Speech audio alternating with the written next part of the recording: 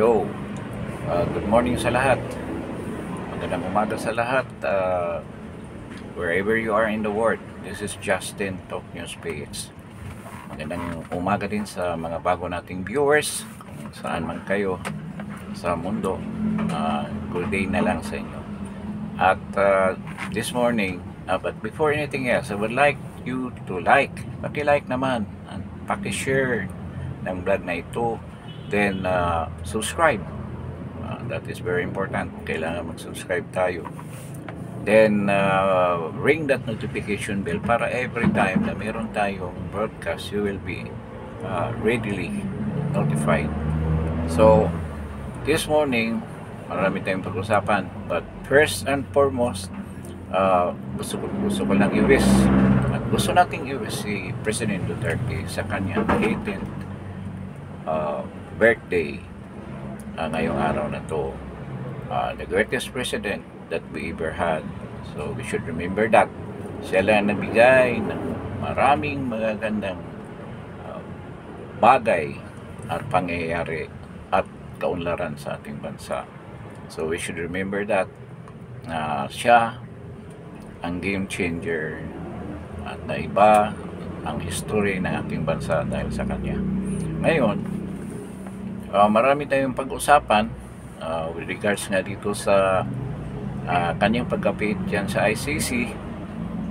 Today, magsisimula rin yung civil disobedience.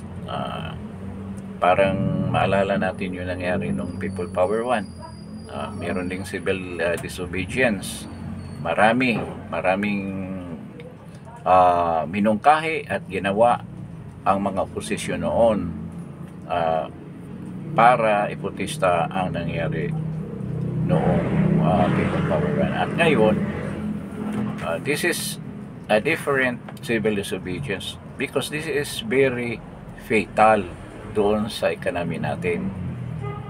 Kung ipatupad ito na tuloy-tuloyan, talagang magkaroon ng malaking epekto sa ekonomiya natin.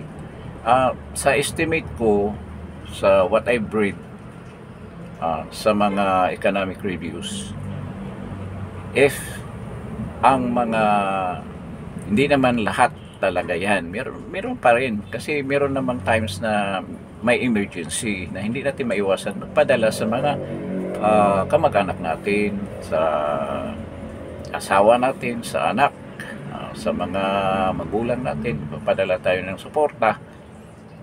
But if 90 or 80% ng mga OFW ay gagawin itong civil disobedience na to, na hindi pag-remit, zero remittance for 1 week. Ang estimate nila is around $1 billion ang mawawala sa economy natin. Bakit importante yan? Kasi kailangan natin yan na mag-circulate sa ating ekonomiya ang ganyang kalaking halaga ng pera sa ating ekonomiya. Kung mawawala yan, napakalaking impact yan. Yung iba nagtatanong sa akin, paano ba yan kung hindi sila mag-remit? Ano mangyari? Bakit maapektuhan ng ekonomiya? Ganito lang yan kasimple. Sa pagpapadala pa lang sa isang remittance outlet, remittance center, di ba may mga surcharges yan? Ang mga surcharges, mga taxes yan, napupunta yan ang iba mismo doon sa remittance center plus yung mga taxes. May mga taxes yan na naka-involve. Yung VAT, may VAT yan. Sigurado ako dyan.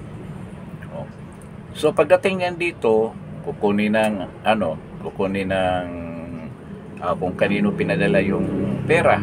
So sa recipient, sino nagre-receive, o asawa o kamag-anak o anak, yung perang pagsuporta. So pagkuha niyan, minus na yung mga surcharges. Ngayon, so kumikita na yung establishment na yon, na for instance yung oiler kadalasan ganyan, or mga bangko na doon kino-course yung pera. So mawawala yan once matanggap yung pera. gagamitin yan. Ang pera, ipamimili yan. Grocery, pambayad sa ilaw, pambayad sa tubig, mga ganyang necessities. So, umiikot sa economy natin. Kung wala yan, mababawasan yung activity, economic activity ng isang pamilya, ng isang bayan, isang bansa. So, hihina ang negosyo. So, ganyan ang effect niyan. Napakalaking epekto yan sa atin. If we talk about the economy. So, hindi yan basta-basta sa napakalaking halaga na yan. Sa bagay, sabi nila, kaya naman iwaldas na ni Martin. Kasi galing naman sa taxes natin yun eh. Na naka-allocate na yung mga collected taxes na galing sa treasury, yun ang nilagay nila sa budget para ipamimigay nila as ayuda. So ito naman, constant ito. Hindi naghahantay ng end of the year tulad ng budget. Ito, araw-araw dumarating ang pera. So ilang billion ba? 35 billion, something like that. US dollars ang dumarating sa Pilipinas na padala ng mga OFW. So you can imagine. Itong factor na to na civil disobedience, wala noong EDSA People Power 1. Wala noong People Power 1. Wala yung factor, hindi pa ganyan karami ang abroad noon. At ngayon, napakarami. I think their estimate is it's going around 15 million individuals ang nasa abroad. Kasama na yung mga other citizens na nandoon na sa ibang bansa na nagpapapadala rin ng mga pera. So, ganyan ang epekto niyan. Yung ngayon, around 15 to 16 million na katao ang nagpapadala ng remittance. Kung mawala yan sa ating economy, talagang tatamaan ang gusto. Kaya, this exerts great effort dyan sa case ni President Duterte. Talagang mapipressure dyan ang government natin, si PBBM. Pero sabi pa nga ni Mayor Magalong, sa kakapalan ng kanilang mukha, hindi nila maramdaman yan. Sabihin lang yun ni PBBM, bahala na sila sa gagawin nila, basta kami gagawin namin ang gusto namin gawin. Di ba? Lagi niyang sinasabi yan. I don't know kung magkaroon, but the pressure is there na it will ultimately give in to the demand na ipababalik si President Duterte sa Pilipinas. Aside from that, yung civil disobedience na yan, mayroon pang ang gustong dagdagan yan eh, gustong i-boycott ang loto ng presiso. Totoo naman, dapat na i-boycott yan dahil may hokus-pokus dyan. Nalala mo ba yung mga hearing dyan sa Senado? Ano nangyari?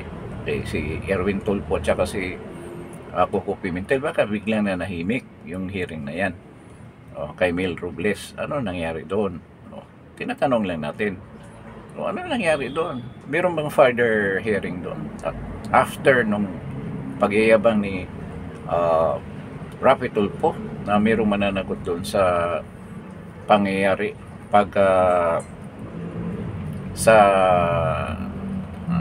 sabihin na natin pagkawala ng mga malaking halaga dyan sa PCSO.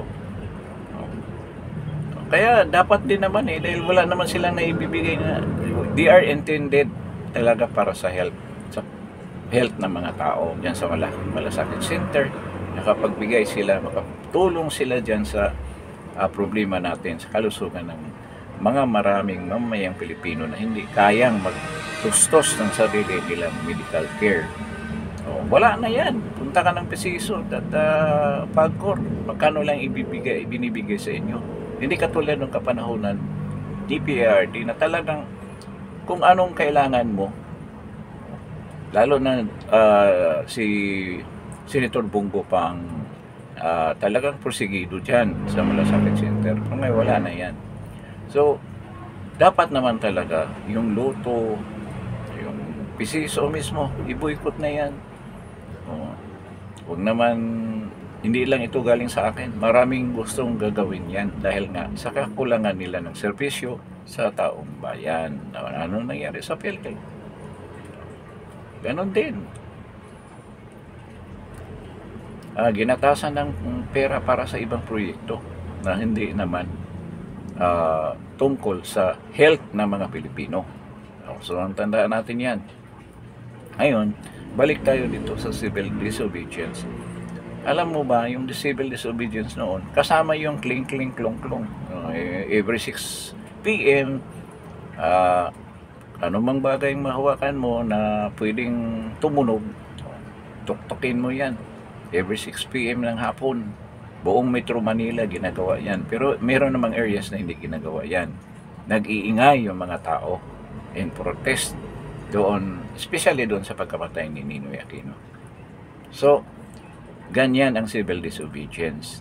Tayo, hindi natin ginagawa yan. At siya nga pala, kasama din doon sa civil disobedience noon, ang mga tao hinikayat na huwag magbayad ng taxes or i-delay ang pagbayad ng taxes. Kahit na mag-penalty ka, i-delay lang. Pero sa totoo, maraming hindi nagbabayad ng taxes noon. Legally, umiwas sila sa pagbabayad. So, merong maniobra doon sa mga income tax returns nila. Talagang nahihirapan ang gobyerno noong panahon na yun. So, I don't know kung mangyayari yan ngayon, at sigurado ako unti-unti mangyayari din yan. Kasi very innovative ang mga Pilipino, lalo na dito sa protesta na to. So ngayong araw na to, the 80th birthday ni President Duterte, wala tayong ibang desire to bring him home. Pauwiin siya dito para dito na litisin kung gusto nyo yung litisin. Bakit doon sa foreign land ninyo, sa mga banyaga ninyo, pinagkanulo ang ating presidente at doon ninyo gustong ihabla. Kung meron tayong existing justice system dito, but hindi dito. So yun ang point. Ngayon, maraming protesta na mangyayari sa araw na to, malalaking protest, at ito nagpapayanig sa Malacanang. Hindi na nila kayang pigilan yan kahit magpapadala pa sila ng libo-libo diyang pulis. Lalamunin yan sa dami ng mga tao na umaten. At sana huwag nilang guluhin ang mga rally na yan. Kaya yan ang magsimula ng chaos dito sa bansa natin. Kung magiging marahas sa mga pulis, magiging agresibo, at itong mga tao ngayon ay galit na. Hindi ito katulad ng mga isubralis na hindi galit ang mga tao. Ngayon, times 10 ang galit nila sa pamahalaan. At sana huwag naman humantong sa madugong enkwentro niyan. Kasi maraming nakikita natin doon sa Villamor Herbes. Nakita natin ang galit ng mga tao. At ngayon, sigurado mag-manifest dyan sa rally na yan. Kaya ang mga pulis, huwag na kayong maging agresibo. Alam ko personally na marami rin dyan ayaw talaga na sumama sa mga pagpapayapa. Payapa naman yung mga rallies na yan. Pero kung pipilitin nga ng mga pulis na maging agresibo sila, may mangyari dyan. At kung ahantong yan doon sa Minjula, kasi lahat naman doon talagang putahan para sa mga massive rallies noon, at pwede mangyari ngayon. Kaya ngayong araw na to, napaka-critical na araw. Kasi hindi lang dito sa Metro Manila, sa buong Pilipinas at worldwide. Worldwide yan. At ito nga, yung pressure ng ICC, ng itong mga balita galing sa Europa. Ito, mayroong mga maliliit na newspapers doon, mga local, minsan hindi mo maintindihan, pero ito binabalita din ng mga stations doon, lalo na sa Baltic Sea area, yung Hungary, Slovenia, Slovakia, dyan sa sa Romania, yung mga balita doon, even sa Poland, binabalita. meron silang dilema ngayon ng ICC kasi mismong mga member state nila, yung member sa ICC, yung mga estado diyan sa Europa, ay meron silang takot, dilema, pagkabahala kung i-convict nila si President Duterte dahil i-convict ng ICC si President Duterte dahil meron ng clear injustice na nangyari doon sa kanyang pag-aresto. At ang question ng jurisdiction, nire-rest din. Kasi naalala ko noon, yung 2022 na nagpunta si Soljen Guevara para nga iputista itong pagiging ang jurisdiction ng ICC sa Pilipinas. Isang bagay ang hindi raw na take up to own, yung complementarity. Ibig sabihin, hindi pwede makialam ang ICC kung existing, kung buhay yung justice system ng Pilipinas. Hindi raw na-emphasize ni Soljen Guevara yun. Kaya nung nagkaroon ng decision, naging 2-3 ang decision. Ang dalawa, may dissenting opinion about the jurisdiction ng ICC sa Pilipinas. So, 2-3. So, ibig sabihin, isa lang ang diferensya. Kung natikap pa daw yung issue of complementarity, hindi sila pwedeng manghimasok dahil meron naman tayong dynamic na justice system dito. Buhay naman ng mga korte natin, mga judicial courts natin na kung merong mga kaso committed by any person dito sa teritoryo ng Pilipinas, dito dapat isampa dahil meron tayong soberenya. Sa kanyang pangyayari na inalisan tayo ng jurisdiction, inalisan na rin tayo ng soberenya. Di ba? Kayo, ang gobyerno ngal-ngal dyan sa South China Sea na yanagaw dahil ang teritoryo. Ito klarong pinamimigay ang ating soberenya. Diretso ng dalhin sa ICC ang mga Filipino citizens na mayroong kasalanan sa tingin nila hindi nila kayang litisin dito dahil kulang sila sa ebidensya. Ngayon, ang bigat na yan, ang pagbigay ng desisyon na yan, ang pag-analisa sa mga ebidensya nasa kamay ng ICC. At sana naman hindi sila matulad ng mga korte natin dito sa Pilipinas tulad ng nangyari kay Pastor Apollo Kibuloy na malabo yung kaso na sinampa. Sana naman makita ng ICC yung talagang punto na ibibigay ng defense team ni President Duterte na wala talagang basihan yung mga kaso na yan.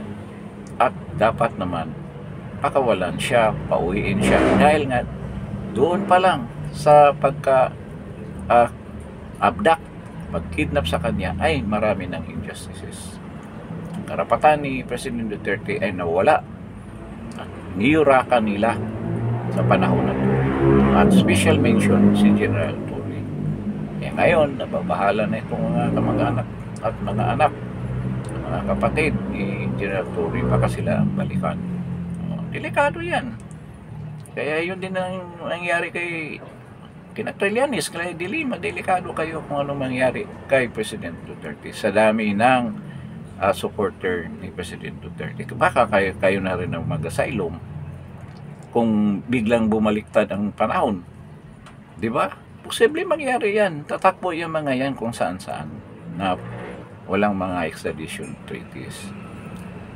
Mamimili na kayo. Yung mga Caribbean nations, walang ano doon. Maganda rin ang klima doon, parang Pilipinas. Punta kayo sa Jamaica o sa Haiti, doon kayo. Ngayon, ito nga ang worldwide pressure, hindi lang galing sa mga major powers, no? Kasi nakita naman natin ang sinabi ng China, no? Na huwag gawing politika ang desisyon ng ICC with regards to the case of President Duterte. That's our warning. And this is a superpower. Si President Trump, marami na rin speeches niya na puro read between the lines. mga sinasabi niya with regards to ICC. Kaya ang ICC dapat i-consider yung mga bagay na yan. Kung titingnan natin, i-projection natin, we will try to project anong mangyari kung makonvict si President Duterte. Sa tingin nyo, matigil ang kaguluhan na to? Kung makonvict siya, kung totally ma-incarcerate siya sa dahil hindi yan matitigil ang mga tao na yan sa kanilang reklamo. At ultimately, itong ang projection ito ha, baka sabihin niyo na sedition, delikado ang administrasyon ng PBBM sa tuloy-tuloy na kaguluhan na mangyayari. Tuloy-tuloy yan. At ngayon nga lang, marami ng mga AFP personnel o AFP members, mga army, navy na talagang disenchanted na talaga at handa silang kumampi dito sa side ni President Duterte kung ano mangyari. They are mum about it. Silent lang sila. But they are really for Duterte na. They have decided. They are waiting for the right time. Kaya nga ito sila Browner, sila ni Gipo are laging nagsasalita ng AFP. Neutral lang yan at sa side ng administrasyon. Makikita ninyo. Yan din nangyari nung kapanahonan ni President Marcos nung first people power, ang mga sundalo na kay President Marcos Sr. Pero anong nangyari? Sila General Pero walang nagawa. Walang nagawa si General Pero. Sa katotohanan lang, hindi ako maniwala na sinabi ni President Marcos huwag atakihin yun nga ang malaking malaking argumento kung sino ba ang pumigil doon sa pag-atake ng Camp Aguinaldo at Camp Crame, si President Marcos ba o si General Bea? Hindi ako maniwala na gagawin nila yun. Naunahan lang sila sa pag-extricate sa kanila, pagtanggal sa kanila ng mga Amerikano dyan sa Malacanang. Inalis sila dyan immediately. Kaya nag-die down yung kaguluhan.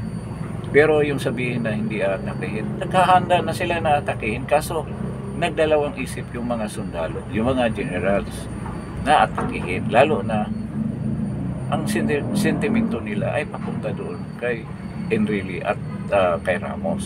So yun ang nangyari. But there was an order ni General Ber na atakihin na talaga ang Camp Aguinaldo. At kung i-correlate natin ngayon, iba ngayon. Kasi maraming humahawak sa military. Sa totoo lang, hindi lang commander-in-chief. Sino bang during mga parade, sino bang umatin dyan? Di ba si Martin Romualdez?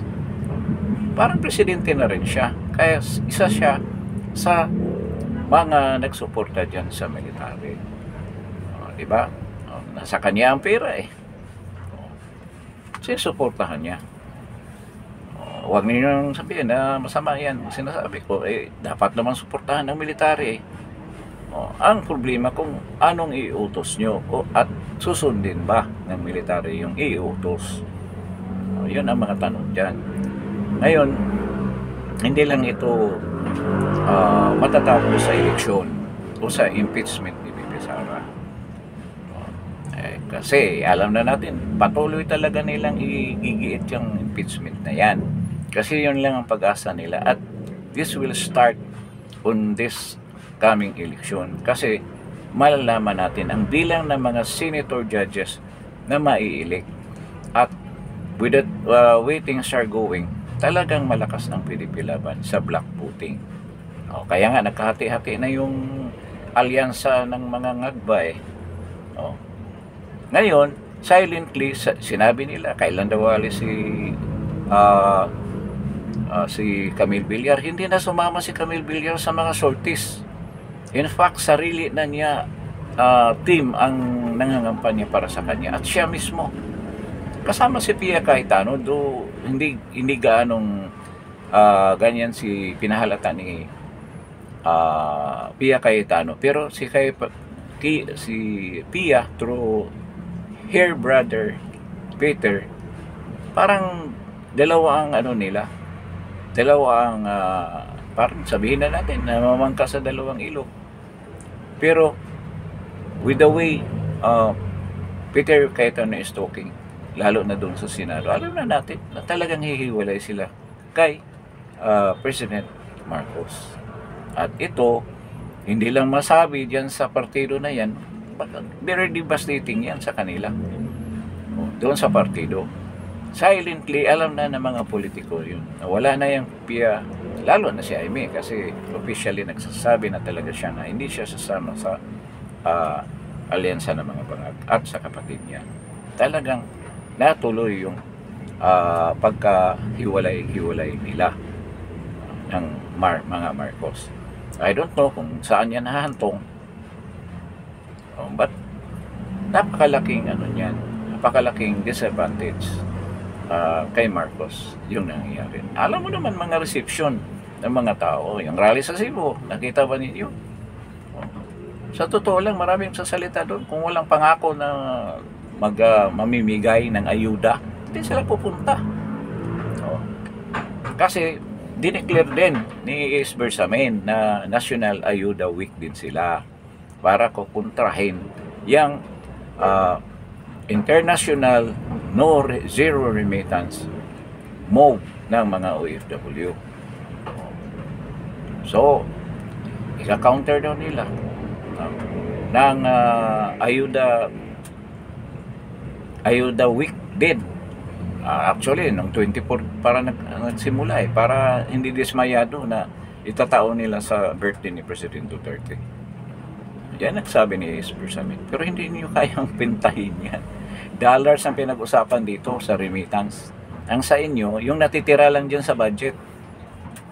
Supposed to be, ibuhos niyo yan during the election. Ngayon na ninyo binibigay. Actually, bawal yan Dahil nga, election season, bawal na ang pamimigay ng mga ganyan. Pero, inaalaw ni George Garcia yan. Yun ang malaking kataragtaduhan dyan. So ito, napaka-importante din ng pressure ng mga members ng ICC. Yung assembly nila, mga members, talagang nagpapahayag sila ng doubt at ng iba pumapabor talaga sa sabihin na natin,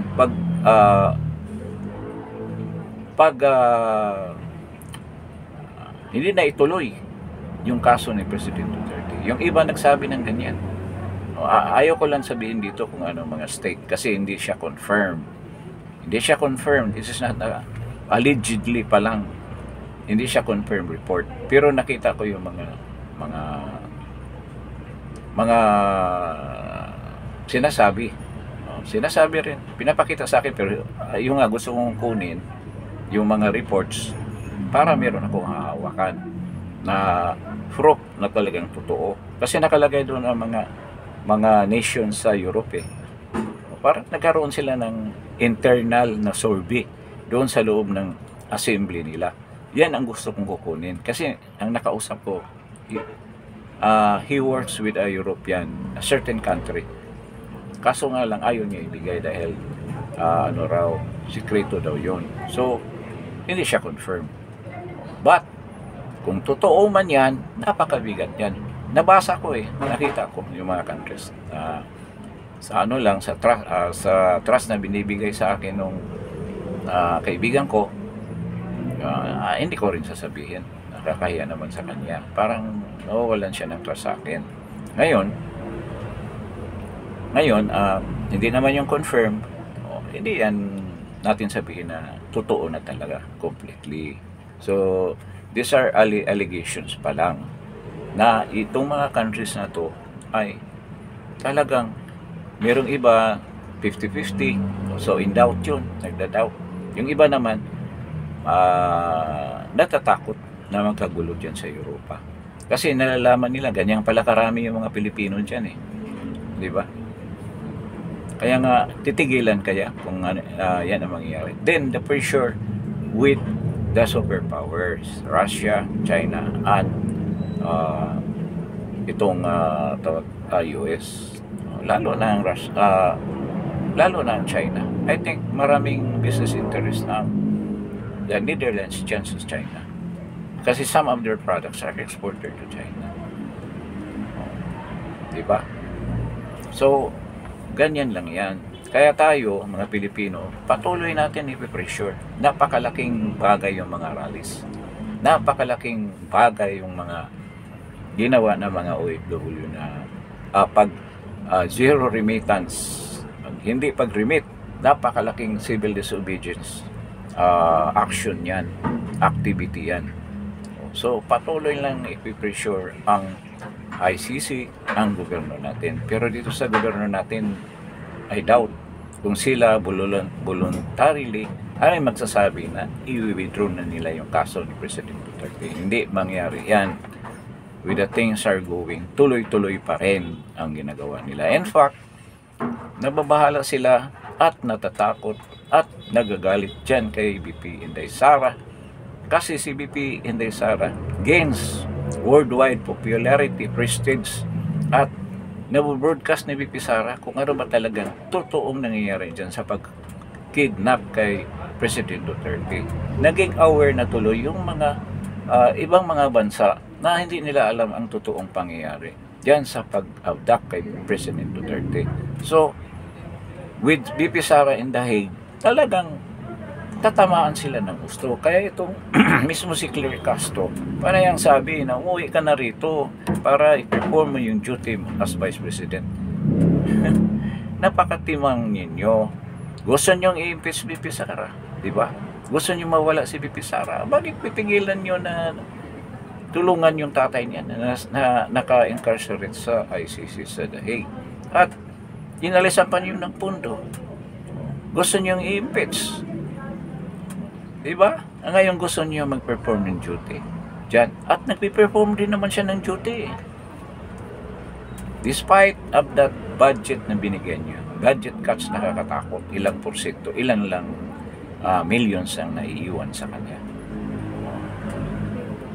Yung mga kaso, impeachment case, wala yan. Puro mga trump-up cases yan, makikita mo naman. In regards to the confidential fund, samantala si PBBM 4 billion ang di ba, allegedly na 4 billion daw ang intelligence fund niya. Mayroon ba investigation? The other agencies na mayroon mga intelligence fund, hindi nyo inimbestigahan. Kung gusto nyo magkaroon ng batas with regards to para magkaroon ng control ang pamimigay ng confidential fund. Ang ibang departamento, halos lahat mayroong confidential fund. So nakikita na natin ang injustice sa ginawa ninyo. Diba? Tama si Congressman Marcolita, kung imbestigahan ninyo si BP Sara, dapat lahat imbestigahan ninyo. So, yan ang kaso. Ngayon, atat na atat. Ito si Libanan, sila ni Chua, sino pa ba yung si Kunggon, yung mga Kunggon dyan sa sa Kongreso. Ano raw sila, mag-issue sila ng tabag nito. May ano ba yung i-issue nila? Para ipaalam na mag-start na ang hearing sa impeachment. Nakita mo, sabi, inulit ni Jesus Cordero, nahiya na rin naman si Jesus Cordero. Despite na sinabi niya na may karapatan ng gobyerno na ano rin si Jesus eh, di mo malaman yung utak eh. Pwede daw ang kung mayroong makonvict na Pilipino may kasalanan, wala daw problema kung ipadala sa ibang bansa at doon litisin. Karapatan doon ng Pilipinas yan. No? Pero itong regards to the impeachment, talagang stick siya doon sa June to start of the hearing. Ayun pala, magpapadala ng summon yung sila Libanan, summon pa, sasagutin na raw para mag-start na raw. Isipin mo yan, para ma-pressure lang si BP Sara na umuwi. Sinagot din naman ni BP Sara yan. Nandiyan ang mga abogado ko. Pwede naman ako hindi mag-approve dyan sa impeachment case na yan. May mga abogado na ako dyan, sila na ang bahalang sumagot. So, ipadala nyo yung summon ninyo, despite the fact na hindi pa nagsimula ang Senate session. which is not allowed in law. Yung mga forthwith ninyo, pwede yan kung may sesyon ang Senado. O, kaya nga, stick dyan si Chis Escudero. So, gusto nilang pauwiin talaga si Inday. Dahil napaka-epektibo ng ginawa ni Inday na ipalam sa buong mundo ang totoong pangyayari kay President Duterte. O, na takot sila dyan. Si Claire Castro parang asong naputulan ng buntot kung anong pinagsasabi. Kinukontra pa yung sinabi niya kay Navy Pizarra na the Philippines is going to the dumpsters. Totoo naman. Papunta na tayo sa kabulukan. We are going to the dogs. Kung patuloy ito, meron bang direksyon ang Pilipinas ngayon? Tanungin ko si Claire Castro. Ano bang direksyon ni PBBM ngayon? Di ba? Clearly, isa lang yung direksyon para alisin sa mapa ng Pilipinas ang pangalan Duterte at ang Davao. Gusto nilang tanggalin lang lahat yan. At sa tingin nyo maging successful kayo. Kasi yan lang ang balakid sa kanilang ambisyon na manatili habang buhay sa Pilipinas. Baka nga gawing kingdom daw yung Pilipinas. Dati kasi ang pinopropose noon na gawing kingdom kapanahon na ni Marcos Sr. Actually, Maharlika. Maharlika nga ang tawag ng bansa natin, mga Maharlikans. Mga dugong bughaw, Maharlika. Ngayon, ang magiging hari si President Marcos, ang reyna si Imelda Marcos, ang mga prinsipe sina Bongbong, Aimee. So kung mangyari ngayon yan, ang magiging reyna si Liza Araneta. Di ba? Si Ma'am Imelda, great grand queen, ganyan. Si Bongbong maging hari na yan. Si Aimee, wala na si Aimee. Si Sandro, mga anak nila, maging prinsipe, prinsesa yan. Yun ang mangyayari. Yun ang gusto na mangyayari, na maging king. Hindi na sila mapapalitan. At siguro, si Martin Romualdez, si Saldico, maging joke na yan, mga doki na yan. May mga sariling kaharian na rin yan. So, yan ang gusto na mangyayari sa Pilipinas. Di ba? Parang fairy tale lang. Kung basahin mo yung mga balak ni President Marcos noon, na talagang kalahi daw nila yung mga dato, mga raja na galing sa Raha, mga galing sa Malaysia, Indonesia, nagpunta sila dito o sa Pilipinas. Ganyan ang pinapalutang nila, mga naratibo nila noong araw. So ngayon, malamang ito rin ang gagawin nila kung maalis nila ang mga Duterte. Hindi lang governance, ang perpetuation ng kanilang power at kanilang pangalan. Gusto nilang mangyari yan. At yan ang pinangarap ng mga Marcos. At kaya, walang makahadlang sa kanila. Tayo lang ang makahadlang. Kasi alam natin ang kabalastugan na ginagawa nila.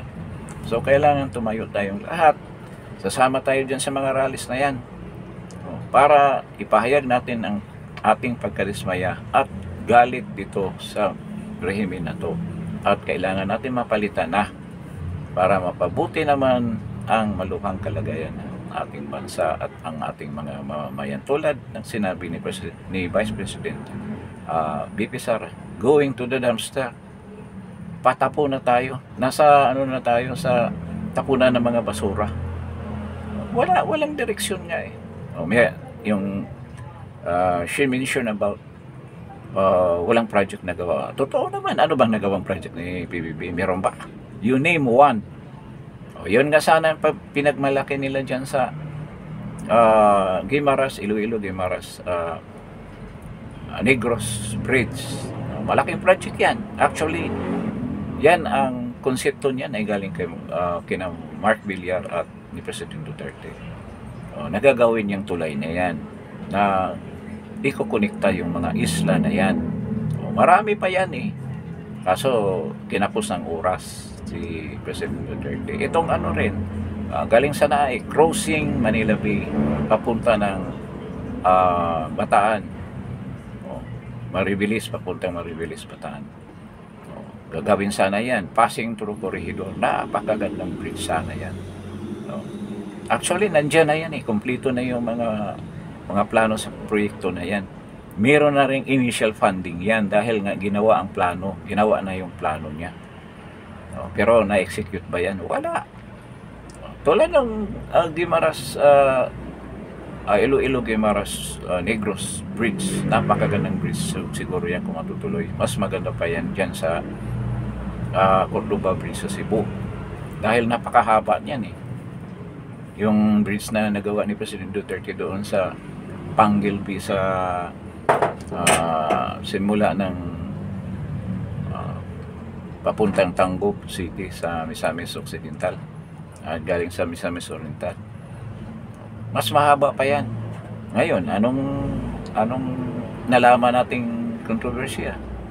Pinunduhan ulit ng PhilHealth funds kasi yung pondo na nilaan na inutang natin sa Korean Import-Export Bank, hindi na malaman kung nasaan.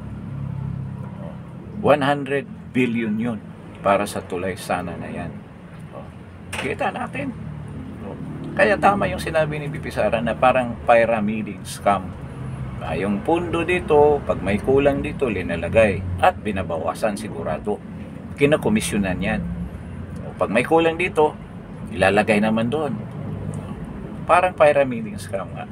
Di ba nangyayari yan sa Pinapulis, pyramid scam. Ganyan ang ginawa ng gobyerno natin at kakapusin sila sa oras sigurado. Wala na sila magagawang project yan. Dahil ang isang proyektong major project, mga tulay na yan, it takes around 5 to 6 years. Kung ngayon ka magplano, ma-execute mo yan after 5 years. Pero wala ng oras. Kaya nga yung mga major projects na plinano doon kapanahonan ni President Duterte under the Build program na sinimulan noong 2016. Na-execute yan 2018-20 na. Kasi kanyang kahaba ang paggawa ng konkretong project plan yan sa mga proyekto yan. So, kung ngayon na magsisimula si BBM, na I doubt kung gagawin pa nila yan. Kailan matatapos yan? Ayaw naman nila matapos yung proyekto sa ibang administrasyon. Mawala ang credit sa kanila. So, ganyan lang yan kasimple. So ngayon wala na tayong i-expect ng administrasyon na to. The only way for us para mawala, ma-alleviate tayo dito sa kahirapan na to, mag-regime change talaga. I hope that this will be a peaceful change kung mangyayari man. Baka sabihin naman yung sedition, peaceful change. Ihikayatin natin si PBBM na mag-resign kahit alam natin na hindi. Malay mo, may milagro mangyayari. Diba? Na mag-resign siya. That is not sedition. Kung hikayatin mo lang si PBBM na mag-resign. Kung tutuparin niya yan, malaking pasalamat natin. At peacefully, he will step down and get out of the Philippines. Umplis na sila dito. Pumunta sila sa Amerika. Gusto nila ay marami silang Prussian assets doon. Patuloy nilang ilalaban para makuha nila. So, ganun lang. If this will happen, pero the way things are going, kung ang mga military ay mahahati at meron diyang nalalagyan at kakampi sa dahilan na sila ay nalagyan, talaga magulo ang mangyayari. At proven na yan sa history natin na ang mga Pilipino meron talagang traidor. Di ba? I-reviewin mo yung history natin. Ang pagkamatay ni Antonio Luna, di ba, pagka-traidor yun? Tina-traidor. Si Gregorio del Pilar, Pilipino rin na nag-traidor. Ay yung mga nakabayong na nagtuturo ng mga guerrilla, ang dami talagang Pilipinong traidor. Yung ang masakit na katotohanan na kasama ng ugali ng Pilipino. At ito manifested ngayon sa the highest position of the land natin, ang ugaling masama ng Indio. Indio daw, sabi ng mga Espanyol. Yan na, talagang kahit kalahi niya, talagang ipagkanulo niya. Nakita na natin. Yung nga ang masakit na realidad dito sa bansa natin, na nababahiran yung kultura natin ng ganyang pag-iisip na ang pagtataksil ay kumuna lang sa mga Pilipino. Siguro yung iba alam niyo yan dahil nagpalit kayo ng ano di ba? Ng waswit without any reason, kunting diferensya. Palit ka agad. Ganun, di ba pagtataksil din yan. Lalo na yung mga nakasal na. Di ba? You are bound with your vows na talagang till death do us part, tapos bigla mong buwagin yan sa isang ano lang.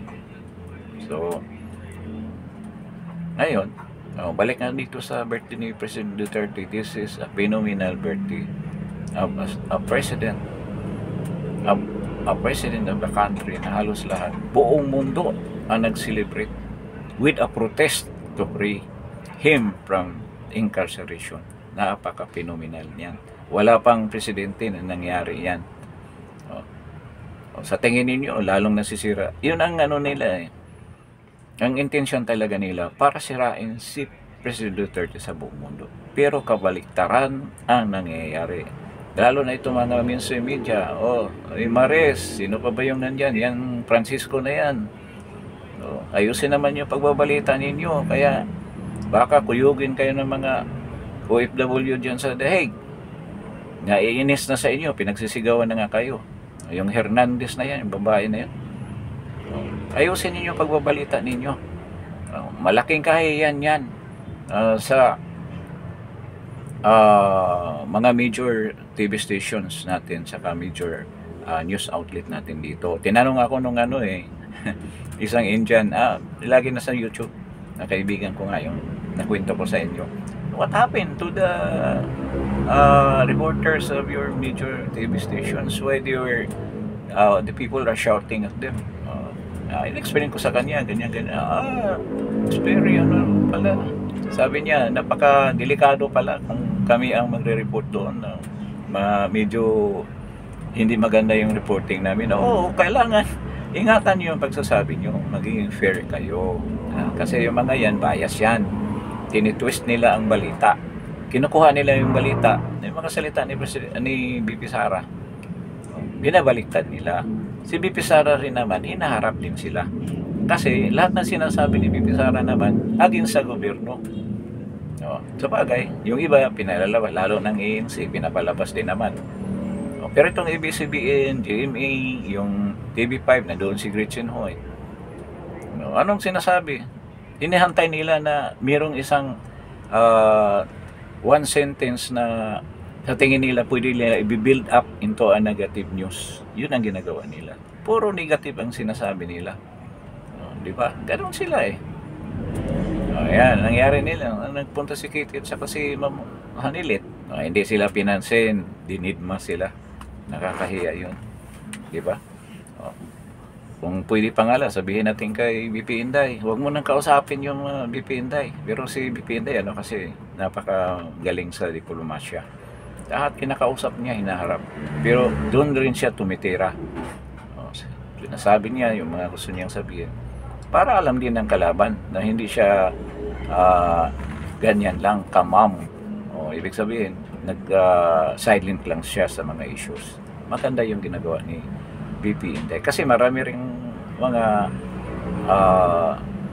mga reporters doon ng ibang European countries. Meron nga Amerikano ako nakita doon, taga-ABC. So, ganyan ang pangyayari. So, itong araw na to, napaka-memorable para sa bansa natin. Kasi, ang mga tao nagkakaisa para sa isang desire to bring home President Duterte. At I think this time, itong oras na to, nagkaroon na ng unti-unting pagdami ng mga tao sa mga lugar. Kasi hindi lang dito sa Metro Manila, ito worldwide nga Pilipinas, Hong Kong, Japan, I think, and the US, of course, The Hague, other countries in the world are now massing up para dito ipapakitan nila ang suporta ng mga Pilipino sa buong mundo dito sa ating mahal na presidente na President Duterte. So with this, I just want to wish, hindi naman tayo yung una kong mga vlog, na-meet ko na nga si President Duterte, bata pa ako. Na-meet ko na siya. Hindi pa siya mayor, fiscal pa lang siya. So bata pa ako. Na-meet niya yung kamag-anak ko at ako. So hindi na niya maalala yun sa dami na niyang taong nakausap. At saka si VP Inday, na-meet ko na rin yan. Ano pa yan? Ilang taon pa si Inday noon? Hindi pa siya teenager. Mas bata pa. So, happy birthday, Mr. President. Kung narinig, sigurado marinig mo yung mga wish ng mga tao. At kahit marinig mo man ito, hindi. In our hearts, we are wishing for good health. Sana mapahaba pa ng Panginoon ang iyong buhay para naman makabigay ka pa rin ng hindi ka namin pinipilit na magserbisyo. Basta nandiyan ka lang. Nandiyan ka lang, ang simbolo namin sa katapatan, sa kagalingan, at sa pagmalasakit sa mga Pilipinong katulad namin. Nandiyan ka lang.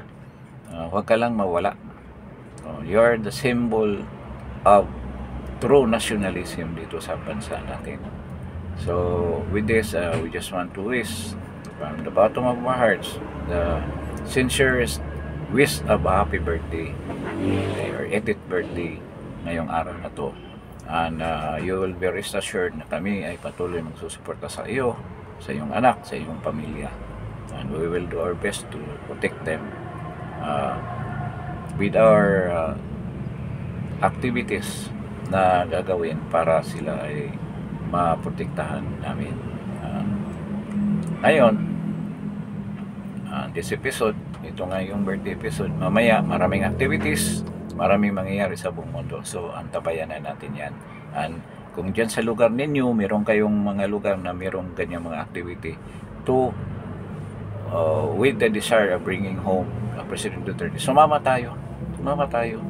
At pahayag natin ang ating damdamin, ang ating pagkamuhi, pagkagalit dito sa administrasyon na ito, ng gumawa ng kalupitan doon sa pinakamamahal nating Pangulo.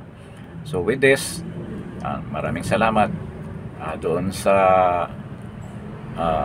bumisita dito, kahit kukunti lang kayo. Thank you, and I hope doon sa hindi pa nakapag-subscribe, subscribe naman para dumami tayo. At maraming salamat doon sa mga subscribers natin na patuloy na bumibisita dito kahit saglit lang. Maraming salamat sa inyo at magandang umaga sa inyong lahat.